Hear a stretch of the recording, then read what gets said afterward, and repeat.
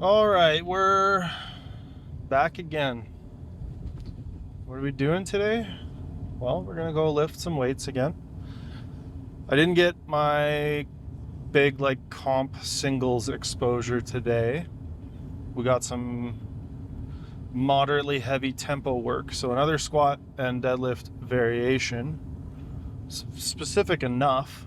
It'll be decently heavy and probably be pretty good, but not the light comp singles. It looks like those are going to be on Wednesday now, so we'll see if we can't also get those on the channel here.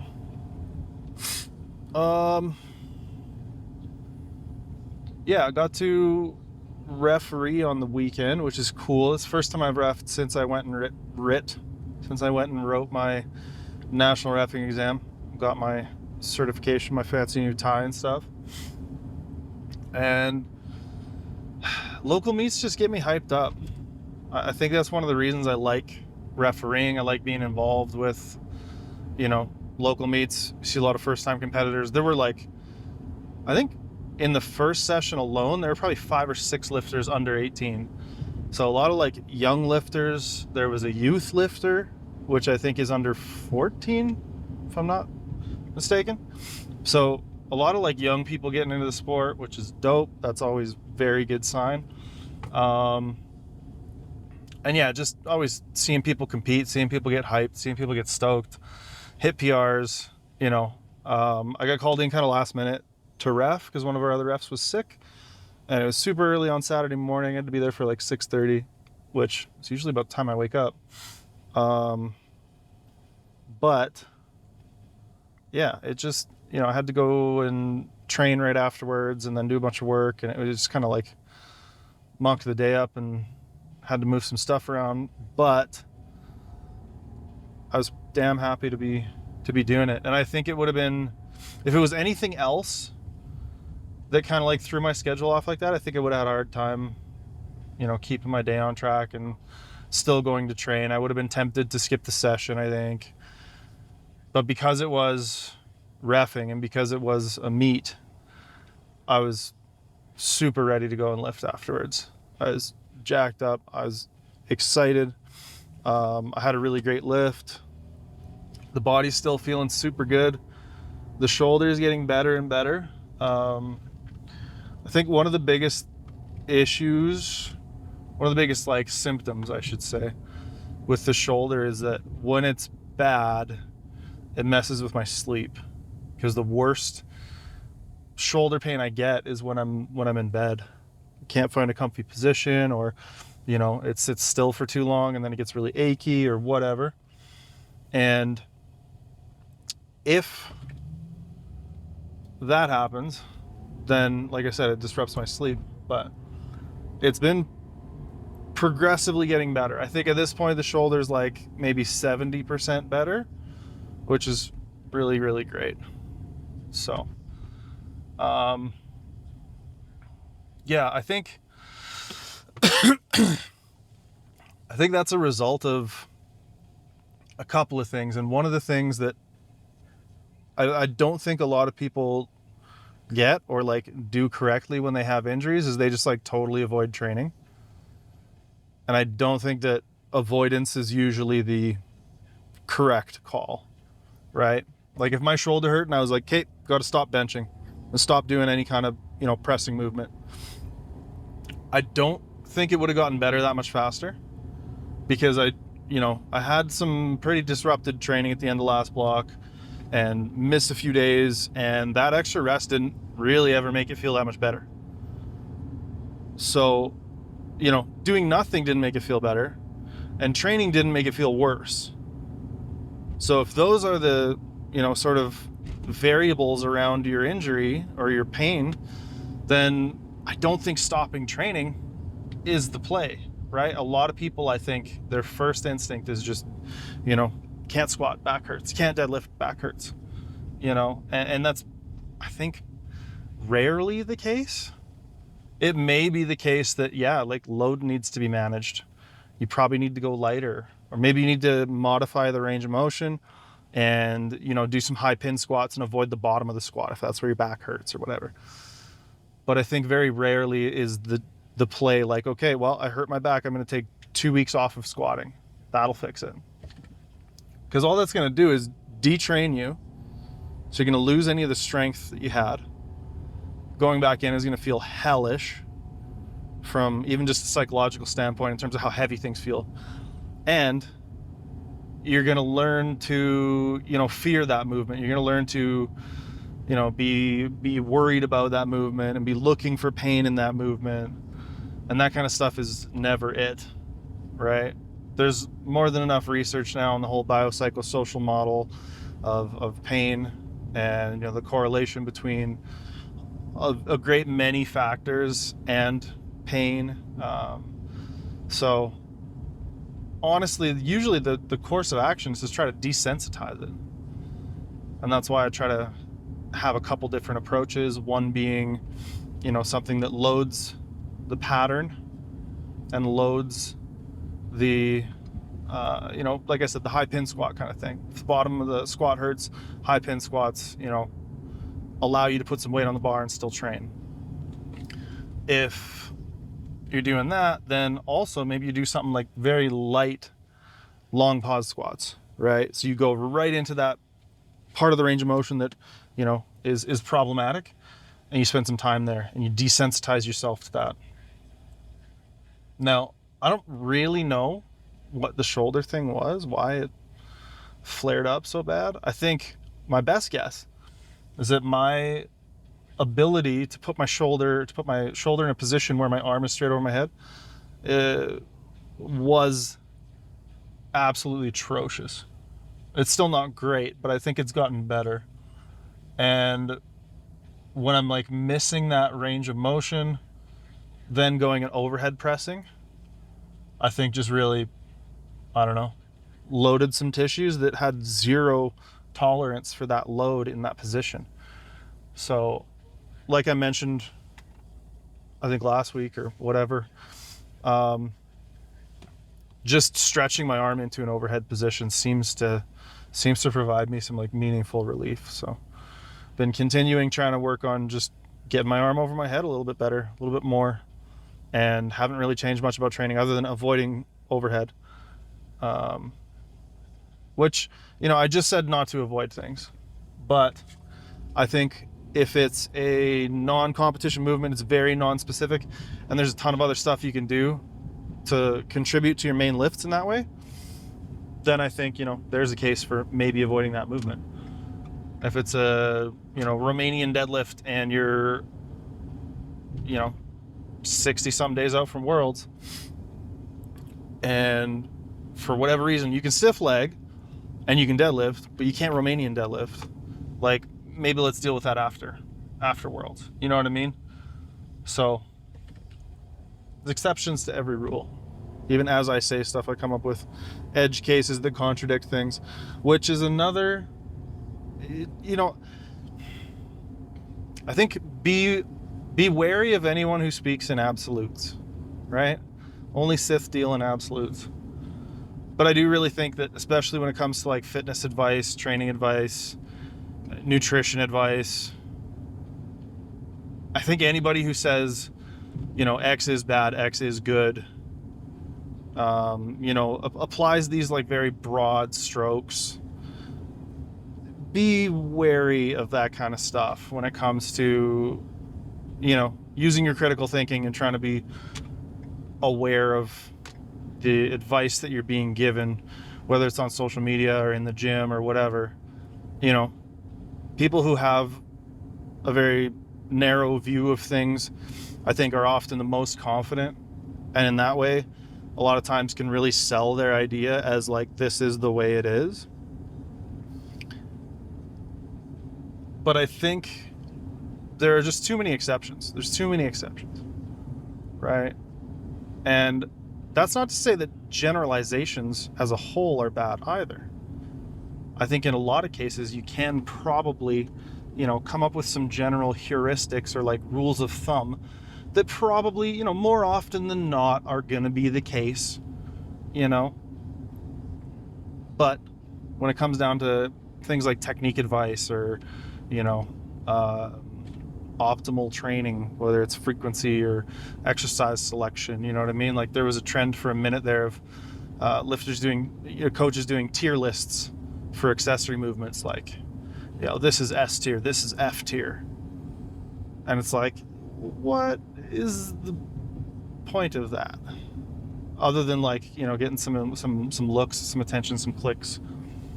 Dylan sitting in the back probably like, we should do a tier list on exercises. But yeah, I think a lot of the times, anytime somebody's giving something like that as if it's a rule or a given, I think that just betrays a lack of knowledge, a lack of experience. I think there's also a huge trend in using jargon, right? There's a lot of coaches, a lot of lifters out there who want to talk about, really complex kind of minutia, tiny little details in things. And they want to use all of the very technical terms, and really dive into things that probably for 99% of the people out there are not, gonna matter. They're just not, right? But it gets a lot of attention and appeal because people want to believe that they're that 1% who's absolutely optimized everything else, and they need that. They need to know about counter nutation of the lumbosacral, et cetera, et cetera, et cetera, right? But I think that's maybe another red flag in a lot of ways of, people really overdoing or really trying to sell the, like, I'm an expert, simply by using big words, right? And I think if you've ever had a conversation or read something written by a person who is actually very intelligent and very well versed in the topic, one of the things they're able to do, at least if they're a good communicator, is to take these complex ideas and break them down into things that are more digestible, that are more relevant for most people, right? And I think Derek's a really good example of this, talking to him about studies and, different things that he's researching in the lab. I think he does a really good job of kind of breaking it down and turning it into, kind of the everyman's language. And I think a lot of lifters intentionally, or a lot of coaches intentionally, reach like well above that and use a lot of jargon so that it sounds really impressive. And then in some instances, and I'm not saying that everybody who uses big words is, trying to grift you, but just, I don't know, general critical thinking skills. Skepticism is good. I think healthy skepticism is good and is probably undervalued, underutilized. Things are under scrutinized, right? A lot of people tend to just like see something and take it as fact because, whoever said it is strong, or coaches good lifters or whatever, myself included. I've said some stuff and had some thoughts. We made a video about it not long ago where I was like, I used to tell people that, like, rounding your back in the deadlift was going to hurt it, right? I used to tell people that, and I'll be the first to admit it and be like, damn, yeah, I had some incorrect ideas. And I think also, another tangent, but anyone who has never done that, anyone who's never like admitted that they were wrong about something or changed their mind on something or gone back and been like, hey, so when I said this, like, turns out this other thing that's the opposite is the case. People who are unwilling to change with that emergence of information, another red flag. So anyways, I don't know. There's my diatribe on critical thinking. May it serve you well. Let's go do tempo squats.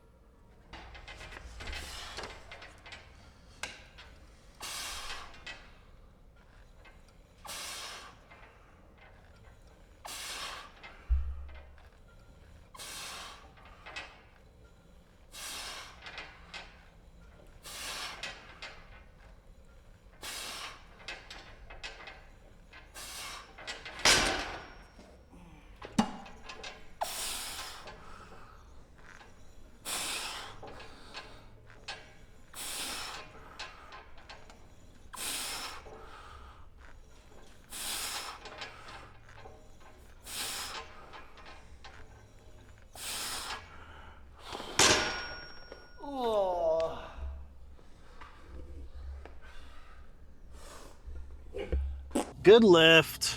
Another good lift. Week 2 off to a start here and feeling like we're stacking some wins. I undershot a little bit today.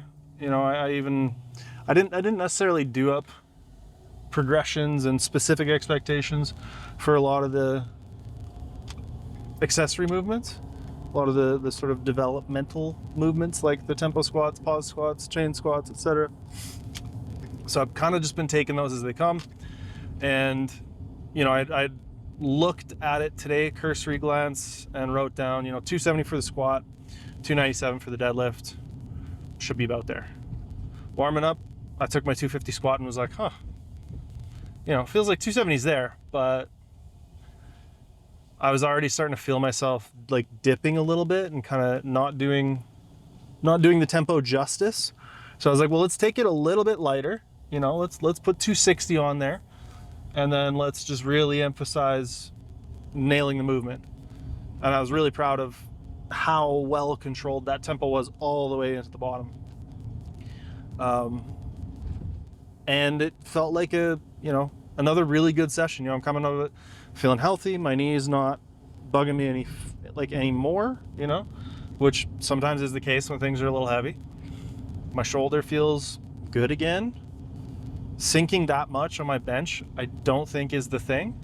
Like, we'll continue experimenting with it for this block. I'm going to continue to give it a solid go, but it feels pretty weak, right? Like 177 for a single felt like that was on RPE at 7, which is, like that's not ideal. 162 for 5 at 9, also kind of like, but I don't know. Could have just been a bit of a day too. We'll see. I'm really looking forward to comp work on Wednesday. I think that's going to be really good. I think that I did a good job of setting myself up to have a good comp work session on Wednesday because I didn't go overboard. I didn't, load 270 because I'm doing a squat variation. I can't load less than 270, which honestly was kind of my thought process going in, was like, whatever, we'll just start at 270. And I didn't, Same thing on deadlift.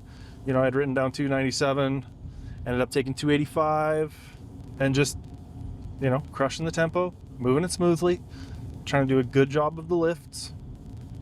I really like that close grip floor press. I feel like I can relax in a very specific way at the bottom, like semi-relax, and can push really freaking hard from that position. And it feels like a good amount of stress, good amount of stimulus in hopefully meaningful ways. So that was a good one to have again today. I was thinking, you know how you do in the shower, you have shower thoughts, right? My shower thoughts, my hot take is that some lifters, if they want to get stronger, should get a hobby. Some lifters should find something that isn't powerlifting to put a bunch of thought and intent and effort and enjoyment and time and energy into. Because powerlifting is one of those things that you can only do as much as you can do, right? Training more isn't always going to give you more results. There's definitely diminishing returns past a point, right? There's a dose-response relationship. So at some point, pouring more of yourself into lifting is not going to further your progression. However, if you can find something that you enjoy, that gives you those good brain chemicals, that allows you to relax, allows you to, engage socially in positive and helpful ways, then don't go, bro. That's not a green light. Oh, he's just really going for it. Wow. Yeah. All right. Just didn't mind that.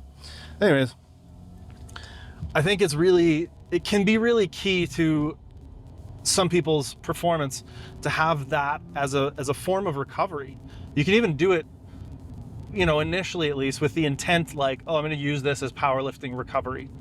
You know, for me, it's playing Magic cards. I got into Magic the Gathering like just over a year ago, and I love it. I found a local community and a bunch of friends to play with, and it's a blast. I don't think about lifting at all when I'm there. You know, I spend time outside of, you know, being at the shop playing. I like, you know, theory craft and build decks and watch a bunch of Magic content on YouTube and stuff. Doing a lot of stuff that isn't powerlifting related, I think for certain personality types can be massively beneficial. I had a client, shout outs to Botond, if you're watching this by chance. Hope you're doing well, buddy. Got nothing but love for you. Coached this guy named Botond, Hungarian lifter, very successful coach. And, you know, perfect example of this. When we first started, would kind of like take all of the powerlifting, you know, he's like me in the fact that like job was powerlifting, passion was powerlifting, you know, hobby was like everything was powerlifting. And when he wasn't lifting, he would kind of just like ruminate and obsess about powerlifting and stress about it. And, you know, I think that probably negatively impacted his ability to recover. And, you know, we did, sure enough, notice a really, really positive correlation with when he picked up, I think he was playing Flesh and Blood or one of those other like TCGs, trading card games for the uninitiated. And yeah, I mean, he started responding way better to training, and it was massively beneficial. And really the only measurable change was he found a better way to recover and to not be obsessing and thinking about powerlifting quite so much when he wasn't at the gym, when he wasn't actually doing lifting. And yeah, I think, like I said, there's a certain section of people who have a hard time switching it off. You know, probably spend a little bit too much time outside of the gym thinking about lifting, worrying about lifting, stressing about lifting. And it is good to think about yourself as a lifter outside of the gym, you know, and to be eating and thinking of yourself as an athlete. But past a certain point, there's nothing more you can do actively. So it's better to actively invest yourself in something that isn't lifting related and isn't lifting adjacent and is just totally like in the other direction. So that's my hot take is don't do powerlifting to get better at powerlifting, or rather do non-powerlifting to get better at powerlifting. And that was kind of the whole impetus behind our, like we did a apparel launch, like the Touch Grass collection, we called it. We just about made a shirt. I wanted to make a shirt that said "Get Better Tomorrow,"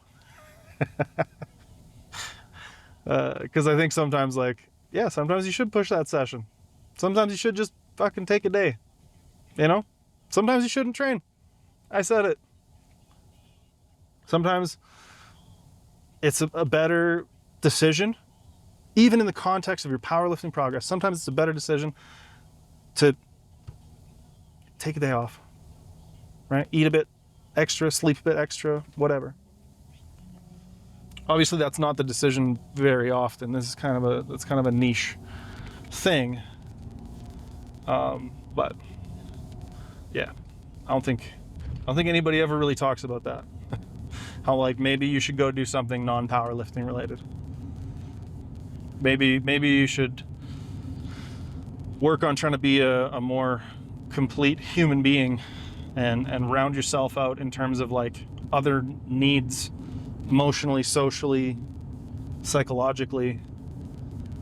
Because, you know, some people talk about powerlifting like it's therapy, and I definitely get that to an extent, right? Like powerlifting is absolutely cathartic.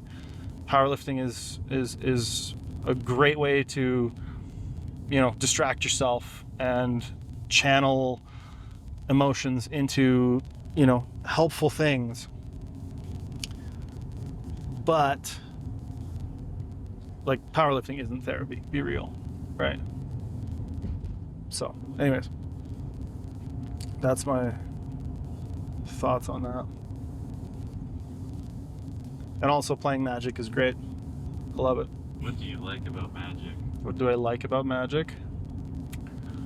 I kind of touched on this before, but I tend to enjoy and engage with things that have a great deal of complexity. Like whether it's video games or card games. If there aren't enough layers to the systems and unique interactions and, you know, complex systems, then I kind of just get bored. I kind of just, it doesn't tickle my brain the right way. Doesn't give me, like I said, those good brain chemicals. So that's one of the things I really like about Magic, is that, especially playing Commander, which is like a four-player format where you can only have one of any given card in your deck, aside from a very few cards that kind of break those rules intentionally. But so there's really no end to the unique situations and interactions and stuff like that that can come up. So I feel like I need something very consuming in order to adequately distract myself, and distraction is kind of what I seek in those outlets. When it comes to like recreation and gaming, I want something that's gonna like pull me all the way in. And my brain works in a way where it can be tough sometimes to be that like pulled in and focused on something. So that's what I like about it. I think I really enjoyed, I got into like painting Warhammer minis and playing Kill Team, which is a scaled down version of Warhammer. And that was a ton of fun. I definitely really enjoyed the painting. I think at a certain point it became a little bit too time consuming, right? Like I wasn't fast enough at it, and you know, if I had stuck with it, maybe it would have gotten faster, maybe it would have been fine. But I also didn't necessarily find the same community with playing Kill Team that I found with Magic. I was lucky and just kind of, you know, a buddy from lifting actually invited me to the card shop that he plays at and was like, hey, come by and, you know, catch some games. So I went there, and everybody was great, and the store was great, and it was a great environment, and there were a lot of cool and interesting people to play with, and everybody was pretty chill. You know, you read on Reddit a lot of the times, if you are into this kind of stuff, you read on Reddit about people's terrible experiences with, you know, playing with strangers or playing at shops or with the shop owners themselves or whatever. And yeah, the place that I found here in Calgary, Bonus Arts, shout out, is just the best. It's awesome. I love it. And there's, I don't know, at least 3 other, from what I can tell, great shops and great communities around here too. So I think that social aspect of it was what allowed me to stick with it when I bounced off of, you know, some other similar kind of stuff. And also the fact that, you know, there's no hobby lag, which is the name for needing to do all the assembly and painting and stuff before you can actually play, right? Like if you go get Magic cards, you can just play with them, right? You put them in a sleeve, or you don't, because you're like an unhinged individual, and you can just play with them right away. Whereas if you get Warhammer minis, you got to clip them out of the sprues. You gotta trim or like shave off the mold lines. Then you got to glue them together. You got to get them to set. Then you got to get your primer. You got to prime them. You got to let that set. Then you got to get into like your base coats and your painting and all this kind of stuff, which again, I really enjoyed. But I don't, you know, when that's kind of like a prerequisite, I think that was part of what made me bounce off of it, because I was like, I just want to play.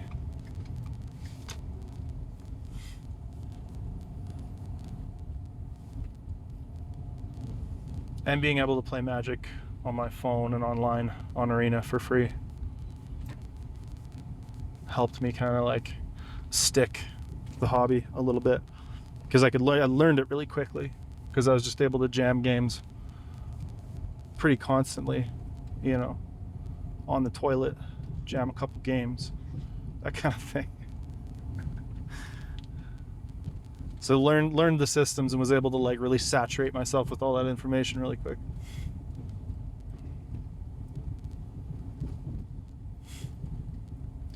But yeah, you heard it here first. If you want to get stronger, get a hobby. And it doesn't have to be a social hobby either. It could be painting or something like that. Maybe you have like a pretty socially full life. Maybe a solo hobby or something more, you know, to yourself would be better for you. But I definitely do recommend looking into other outlets, be it, you know, art or just reading books or whatever. Kind of stuff is a pretty good way to relax and, you know, bring all your stress levels down a little bit, recover better. Speaking of recovery, go do it. Eat a sandwich, take a nap, and we'll see you in the next one.